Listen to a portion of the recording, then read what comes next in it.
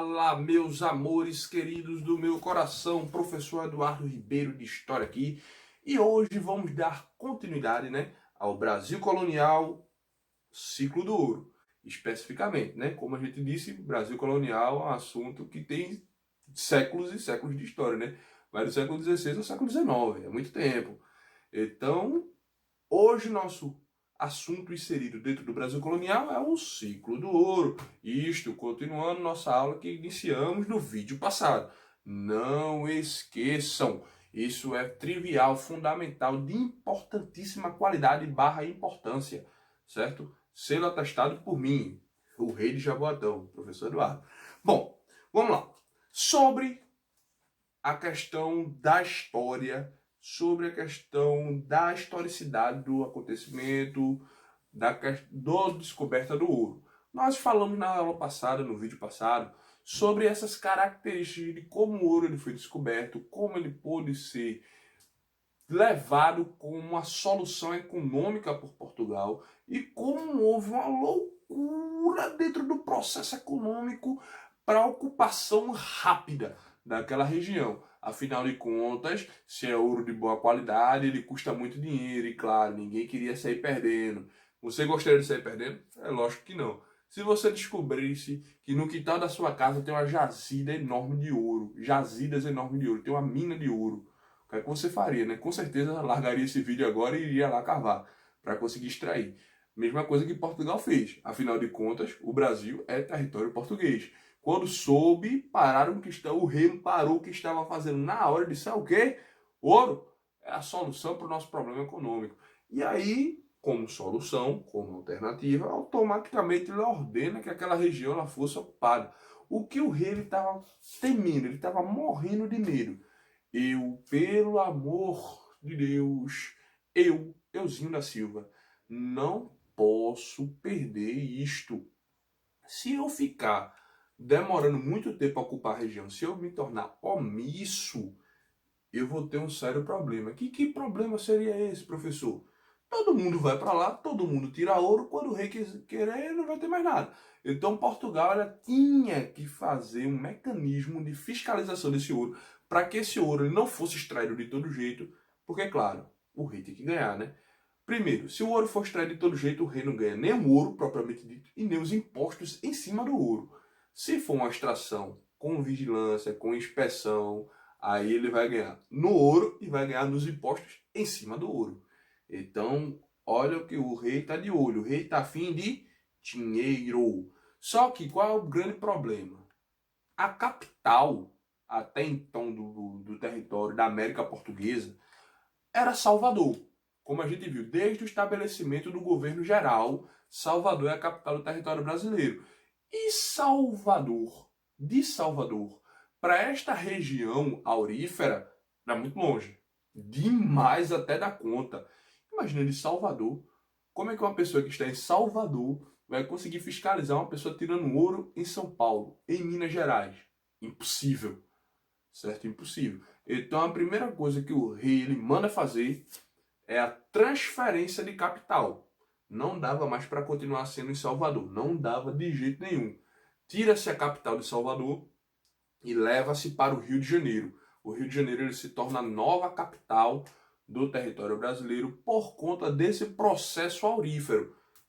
Meu Deus do céu, aí quer dizer que do Rio de Janeiro para Minas é pertinho, a pessoa vai até caminhando, é que nem passar da sala para a cozinha. Claro que não, É lógico que não. Mas só que tem um fator, o porto é no Rio.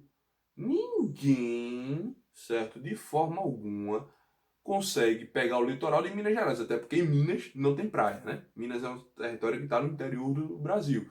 Então, quem está em Minas Gerais, se quisesse voltar para a Europa, de onde tinha vindo, os portugueses que migraram para lá, de onde tinham vindo, iam ter que passar pelo Rio de Janeiro. É lá onde está a fiscalização. Entenderam? Um outro motivo para a mudança de capital no Rio de Janeiro é o seguinte. Vejam, meus bens. Quem tira ouro, inclusive com autorização real, em Minas Gerais eu poderia dizer assim, olha, eu tirei 1 tonelada de ouro. Tá. Mas na verdade eu tinha tirado 20. Quando chegava no porto, na alfândega, ia ter a fiscalização. Aí sim, você ia ter que pagar um imposto referente a tudo aquilo que você está extraindo.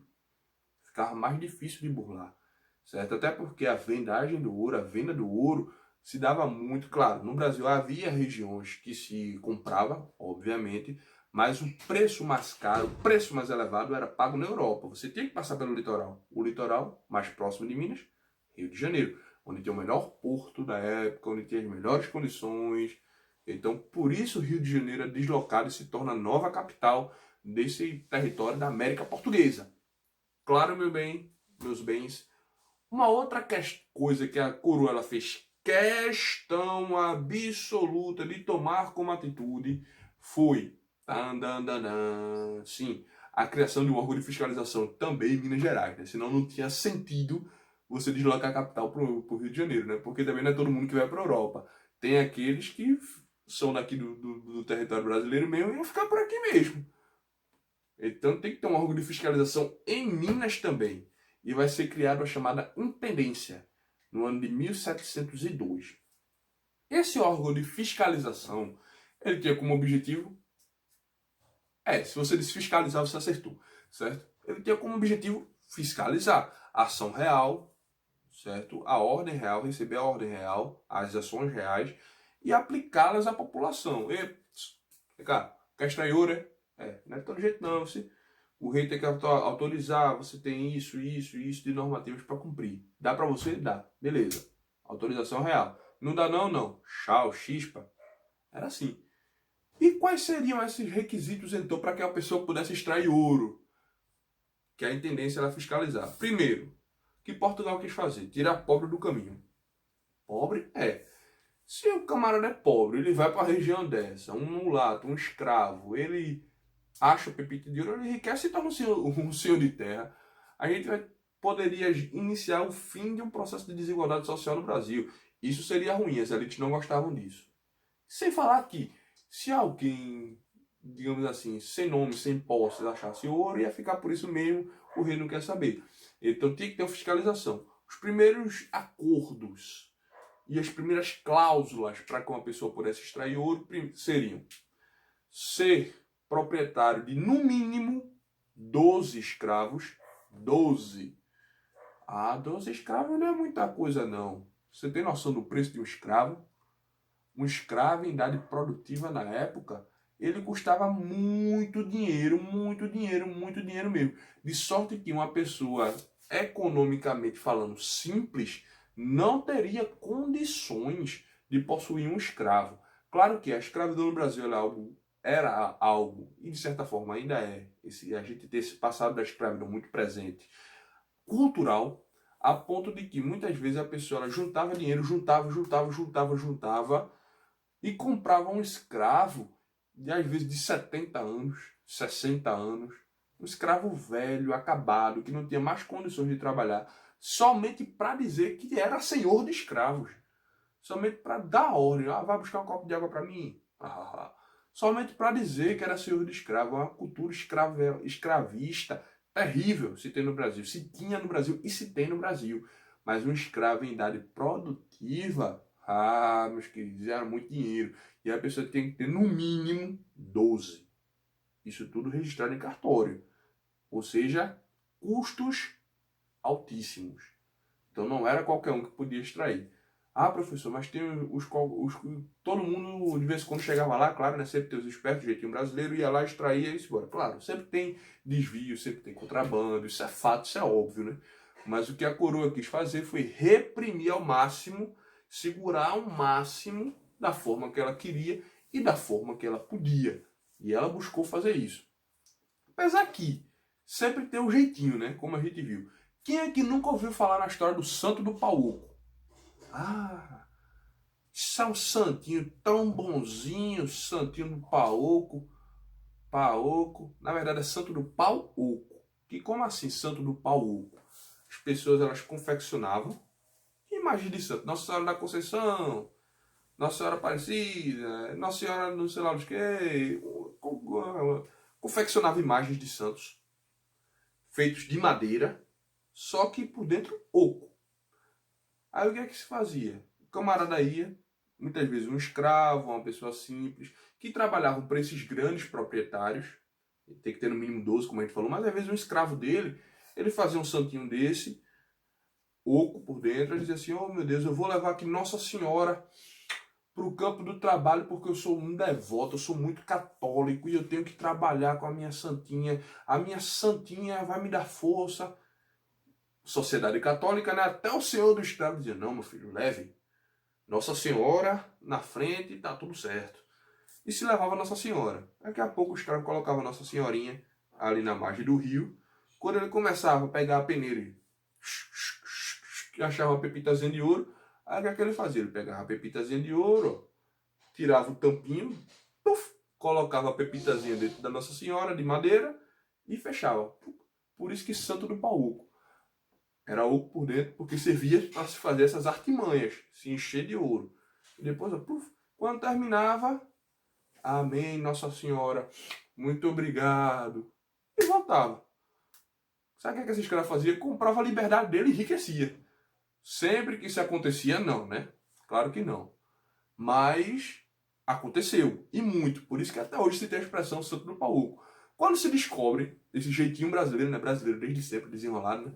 Quando se descobre esse jeitinho, aí se proíbe a utilização de santos de madeira dentro dos acampamentos, dentro dos trabalhos auríferos, só de gesso. Porque o gesso não ia suportar o peso das pepitas de ouro, ele ia partir. Certo? Aí é quando se diminui um pouco. Mas ainda a turma ainda dava um jeito, colocava uma pepita de ouro pequenininha embaixo da língua. E assim levava-se. Era a chance da liberdade. Havia sim, sempre desvios, havia sim, sempre contrabando. Mas a coroa buscou diminuir ao máximo.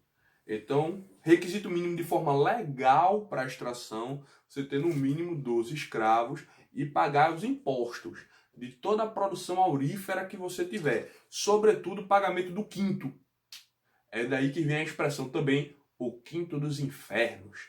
Já ouviram, né? Com certeza. Ah, vai pro quinto dos infernos. Pronto. A expressão o quinto, ela surge aqui. O quinto dos infernos, ela surge aqui. Porque a coroa portuguesa, ela queria o pagamento do quinto. E o que seria o quinto? De todo o ouro que você extrair, todo o ouro que você tirar, 20% é da coroa. Ou seja, o quinto, a quinta parte.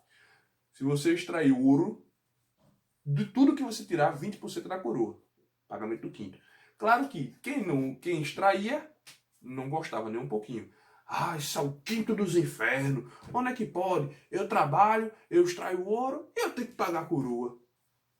Pois é, pagamento do quinto, certo?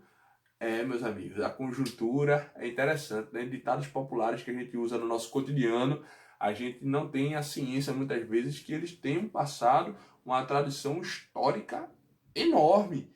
E isto é fundamental, isto é importantíssimo, isto é trivial para um bom exercício da cidadania. Certo? História, antes de mais nada, ela serve para a gente entender a nossa sociedade, compreender o presente através do passado e buscar mudanças e transformações. Certo? Até aqui, meus amigos e minhas amigas, tudo claro, tudo fácil. Dúvidas, deixa nos comentários que a gente resolve, tá bom?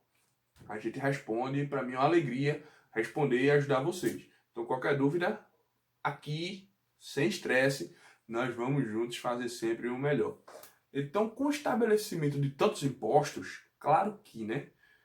Daqui a pouquinho as pessoas elas começaram a se conformar com a coroa. Eu trabalho, eu extraio e a coroa ganha em cima? Não pode. E além do pagamento do quinto, que era chamado na boca das pessoas de quinto dos infernos, a coroa ainda estabeleceu o pagamento do terço. O que seria o terço? A cada 3 minas que você montar, uma passa a ser da coroa.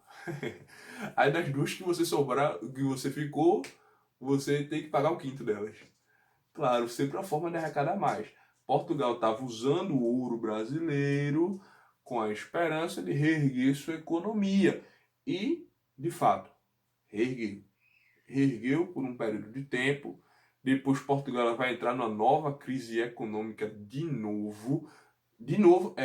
Vai suceder em Portugal o terremoto de Lisboa, que até hoje o maior terremoto já registrado na história da humanidade. Nunca houve um terremoto tão grande, tão violento como o terremoto de Lisboa. E para reerguer de novo, reconstruir tudo. Adivinha? Brasil que vai fazer isso novamente. Bom, amores, para vocês, aquele beijão, um abraço, fiquem na paz e até a nossa próxima aula, tá bom? Tchau, tchau.